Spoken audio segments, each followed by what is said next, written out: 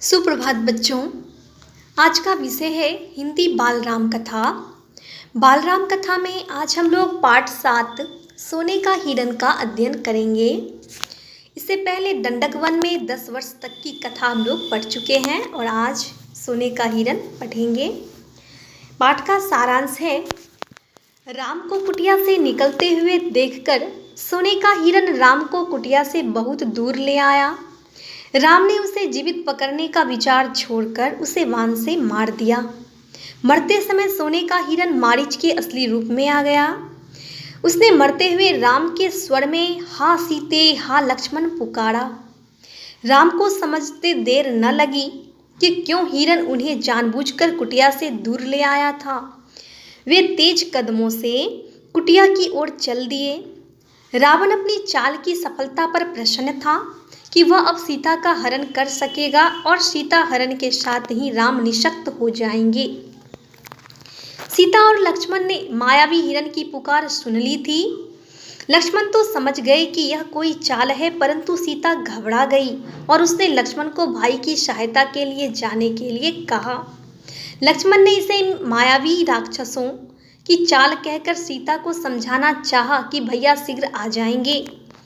इस पर सीता लक्ष्मण को बुरा भला कहने लगी कि वह अपने किसी स्वार्थवश भाई की सहायता नहीं करना चाहता। उसका मन अपवित्र और बुरी भावनाओं से युक्त है। वह भरत का जासूस है। सीता की इन बातों से लक्ष्मण को बहुत बुरा लगा, परंतु वह सिर झुकाकर चुपचाप सब कुछ सुनता रहा और कहा कि यह सब राक्षसों का छल है। वे हमसे बदला लेना चाहते हैं। विश्वास करें कि श्री राम को कुछ नहीं होगा। सीता का क्रोध और बढ़ गया तथा वह अपने प्राण देने के लिए तैयार हो गई। तब लक्ष्मण राम की आज्ञा का उल्लंघन कर सीता को प्रणाम कर राम की खोज में चल पड़े। लक्ष्मण के जाते ही तपस्वी वेश में पेड़ के पीछे छिपा हुआ रावण वहां आ गया। सीता ने साधु समझकर उसका स्वागत किया। रावण सीता के स्वरूप, संस्कार और साहस की प्रशंसा करते हुए उससे कहता है कि मैं राक्षसों का राजा लंकाधिपति रावण हूँ। तुम मेरे साथ चलो, मैं तुम्हें सोने की लंका में अपनी रानी बनाकर रखूंगा। सीता ने क्रोधित होकर उसे राम की शक्ति का परिचय दिया और उसके साथ जाने से इनकार कर दिया। तब रावण ने उसे खींचकर अपने रथ में बैठा लिया और लंका की ओर उड़ चला। सीता मार्ग में हा राम हा लक्ष्मण कहकर विलाप करती रही। गिद्धराज जटायु ने सीता को रावण से छुड़ाने का प्रयास किया तो रावण ने उसे घायल करके उसके पंख भी काट दिए। जटायु धरती पर आकर गिर गया। इस संघर्ष में रावण का रथ टूट गया था।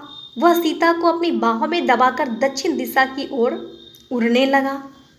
सीता अपनी मुक्ति का कोई उपाय न देखकर राम तक अपना संदेश पहुंचाने के उद्देश्य से अपने आभूषणों को फेंकने लगी।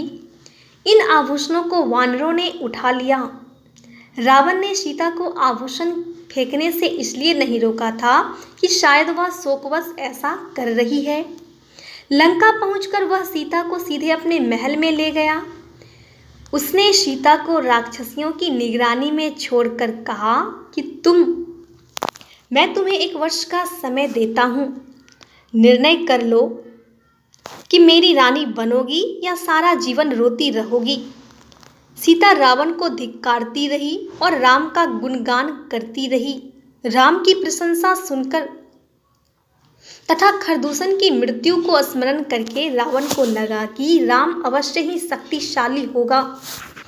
राम की गतिविधियों पर नजर रखने के लिए उसने अपने 2 बलिष्ठ राक्षसों को पंचवटी भेज दिया।